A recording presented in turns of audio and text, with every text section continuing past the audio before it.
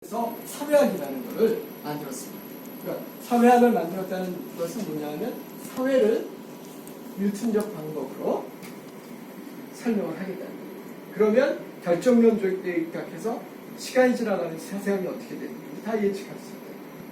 그 다음에 또 다른 거는 사실은 이거는 사회학을 뉴턴적 어떤 뉴턴의 역학적 관점을 모델로 만들었다는 건 다 알려져 있고, 이건 사실은 저의 짐작이라고 인데, 역사주의라는 것이 이 시간대에 동시에 탄생하기 시작한 철학에서 그 중요한 인물들이 헤겔과 칼 마크스인데, 마크스는 뭐라 그랬냐면 자신 이전의 사회주의는 공산적 사회주의라고 그랬어요. 그러니까 꿈꾸는 유토피아죠. 사회주의고, 자신의 사회주의는 이제 처음으로 과학적 사회주의라고 이름을 붙였어요. 과학적이란 말이 들어갔어요. 그러니까 내 사회주의는 예측 가능하며, 결정론이라고 했죠. 예측 가능하며 원인과 결과, 인과관계가 분명한 그런 사회주의고, 그래서 예측 가능함으로 나는 이 세상의 변화, 역사의 변화에 대해서 얘기할 수 있다는 거예요. 그러니까 쌍시몽은 동시대의 사회에 대해서 얘기했고, 이걸 좀 더 나아가서 이 사회가 시간적으로 어떻게 변화하는지 그것까지도 설명, 과학적 방법으로 설명하는 그런 태도가 역사주의입니다. 좀 더 내용 조금 더 들어가보면, 막스의 사회주의를, 과학적 사회주의를 얘기하기 전에 우리 먼저 헤겔을 좀 이해를 해야 되는데요. 헤겔은 그의 그 현상학, 우리나라에서는 정신현상학, 그 현상학에서 F는 MA라는 방법에 대입되게 이제 역사가 어떻게 진행하는지를 설명을 했습니다. 먼저 대상은 뭐냐면 헤겔은 굳이 민중이라든지 국가라든지 이런 걸 염두에 둔 건 아니에요. 어떤 조직, 존재, 그럼 국가가 될 수 있고 개인 수준에서도 일 수도 있고 뭐든지 좋습니다. 그런 것이 있으면 먼저 국가라고 머릿속에 생각하셔도 좋아요. 그럼 어떤 국가가 있어요. 국가가 상태가 변하는 것, 시간적으로 변하는 것, 역사의 진행이죠. 그것은 어떤 원인에 의해서 역사가 진행하는데, 이 진행하게 되는 동의, 이걸 뭐라고 얘기했냐면 인정투쟁이라고 얘기했습니다. 인정을 받기 위한 투쟁이에요. 그 투쟁이 동의.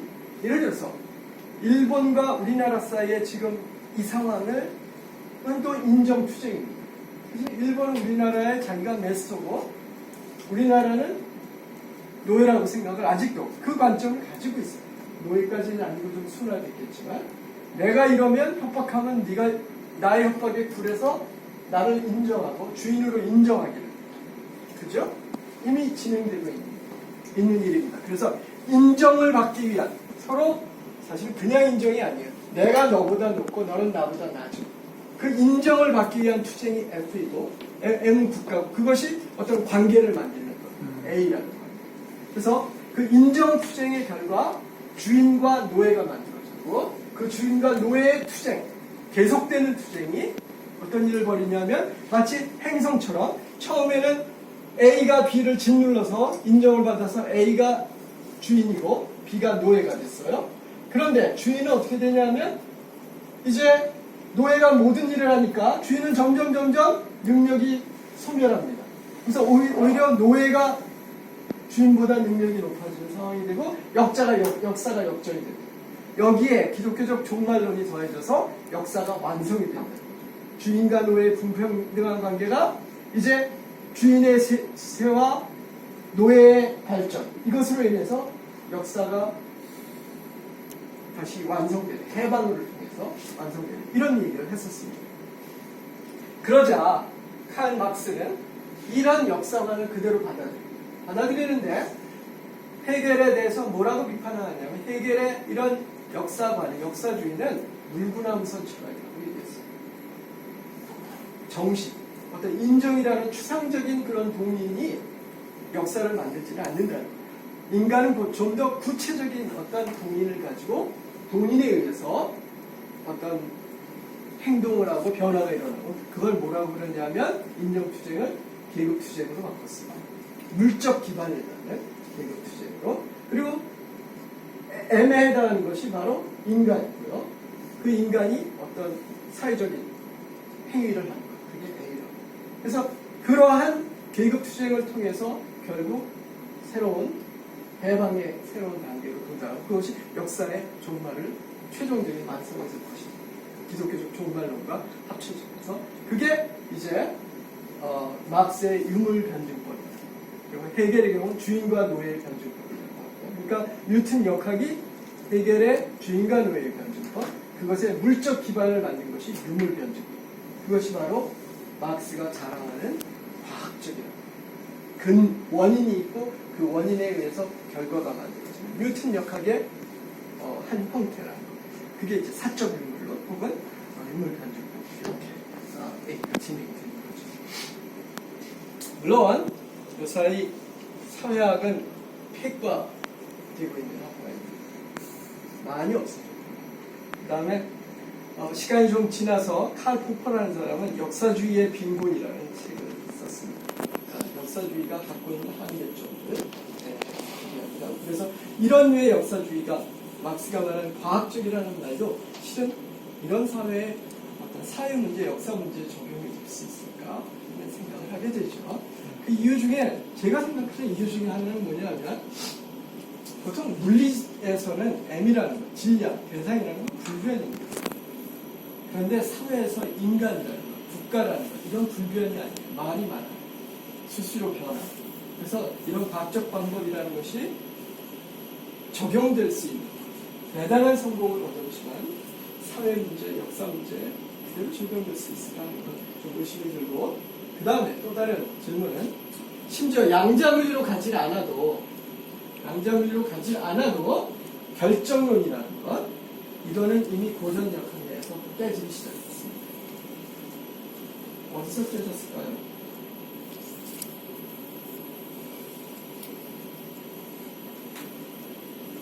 요사이 많이 들어보시는 거예요.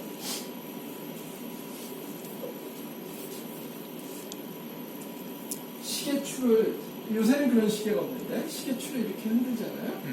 이게 주기를 갖고 왔다 갔다 하죠. 결정론이라는 건 뭐냐면 시간이 얼마 지나면 돌아올 거야. 그러니까 예를 들어서 여러분들이 어린아이를 그네를 밀어주면 갔다가 오면 대강 보지 않아도 밀어주죠. 올 때가 되니까 예측 가능해. 결정론의 특성은 예측 가능성이잖아요. 그런데 실은 이거 굉장히 밀다 보시면 실은 이렇게 밀다가 이렇게 움직이기도 합니다. 잘 안 보이죠. 근데 이걸 좀 심하게 밀면 그런 일이 더 심하게 일어나요. 그래서 뉴튼 역학 내에서도 실은 그런 일이 있는데 그게 왜 그러냐면 비선형 현상 때문에 비선형, 힘이 비선형적. 혹은 이걸 여러분들이 잘 아는 내용으로 얘기하면 나비 효과라고 얘기합니다. 나비 효과가 아닌 건 뭐냐면 내가 요만한 힘을 걸어주면 요만한 결과가 나와야 돼요. 1이라는 힘을 걸어주면 1의 비례하고 10이라는 힘을 가하면 그것은 10배 결과가 나와야 되잖아요. 근데 어떤 경우는 1에서 2로 올렸더니 갑자기 결과가 3천만이고 이게 나비 효과예요. 이걸 예측 불허하는 거죠. 이런 모든 것이 비선형. 그리고 이걸 뭐라고 전체를 통틀어서 카오스 현상이에요. 그것이 양자물리에서 나온 게 아닙니다. 고전 역학에서 나온 힘이 비선형이면 어떤 힘이 그러니까 제가 힘을 가해줄 때 이런 힘을 가할 1, 2배라면 2배 이런 힘을 가할 때는 이렇게 어떤 종류의 힘인데 비선형적인 힘은 그렇지 않아요. 내가 이렇게 밀어줬더니 1로 와버릴 수 있어요. 그래서 이미 결정론은 고전 역학적 내에서도 이미 받아들여지지 않는 상황들이 있다. 그래서 대성공, 뉴턴의 역학의 대성공이 고무된 어떤 사회학, 정치학, 역사 이런 것이 한계. 그것이 바로 이제 역사주의 빈곤.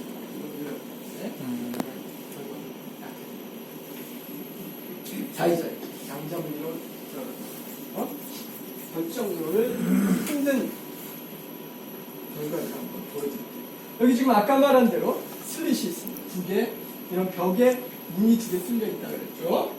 거기다 공을 싹 쏘겠어요. 그럼 여러분들이 예측하는 건 뭐예요? 아까 얘기한 듯이 여기 막혀 있으니까 여기만 가고 여기만 가야죠. 그죠? 믿어오시지 않지. 실험을 한번 해볼게요. 이게 이제 실험 결과인데요. 이거는 뭐냐면 이렇게 슬릿이 있습니다. 그런데 이 경우는 빛을 쏘아줘도 좋고 전자를 쏘아줘도 좋고 헬륨을 쏘아줘도 좋고 그런 걸 쏘아줬어요. 그랬더니 여기 막혀 있는데 절대로 아무것도 갈 수 없는 이곳에도 얘가 여기 도달해 있어요. 고전력학에서 예측한 게 아니죠. 여기도 가 있고 여기도 가 있어요. 심지어 제일 많아야 될 때 없을 수도 있습니다. 우리 예측에 벗어난 일들이 이 작은 전자라든지 원자라든지 분자라든지 그 다음에 빛 이런 것들을 주면 이게 바로 그 실험의 결과입니다.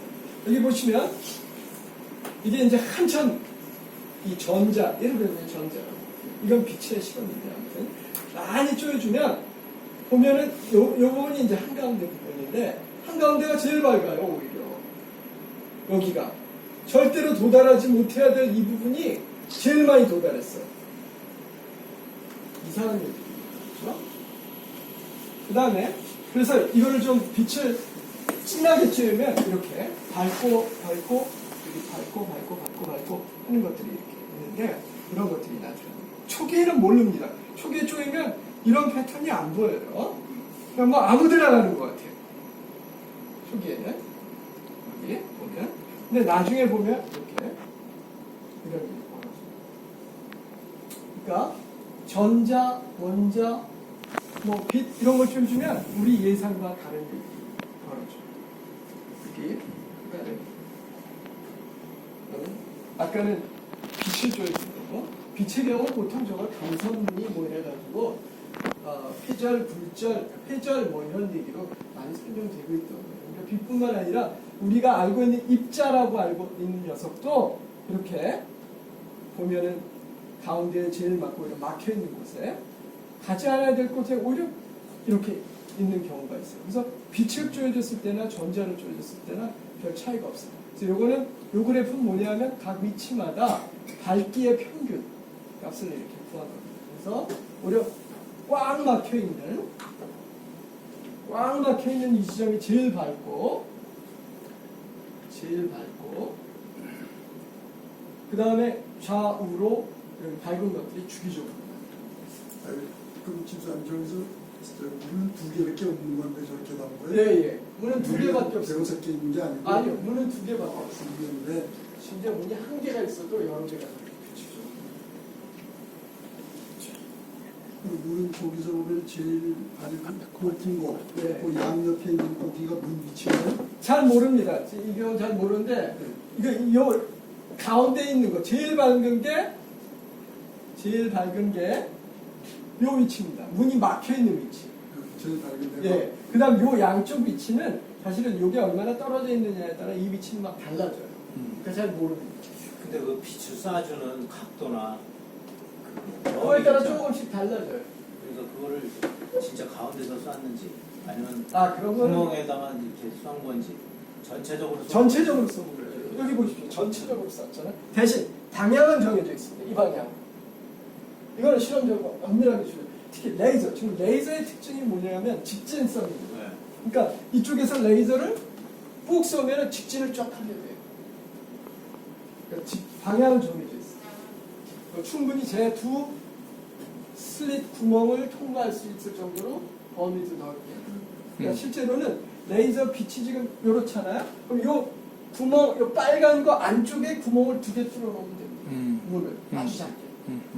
저보다 훨씬 더 작게 뚫는 훨씬 마이크로미터 사이즈. 그러니까 레이저가 커버를 못하지 않을까 이런 거 이거 그림이니까 그렇고요. 실제로 이거 줄여가지고 요 얘와 얘 사이 거리는 마이크로미터.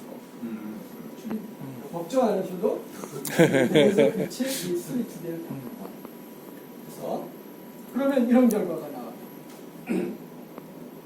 그러니까 빛의 경우는 뭐 간섭이니 어쩌니 이렇게 설명을 하는데 물결이 퍼져나가는 거죠. 전자의 경우는 입자잖아요. 알갱인데 빛하고 똑같이 행동을 해요. 자, 이제 이 행위, 빛과 전자가 같은 행위. 빛은 파동의 대명사입니다. 물처럼. 전자는 입자입니다. 한 곳에 모여있어요.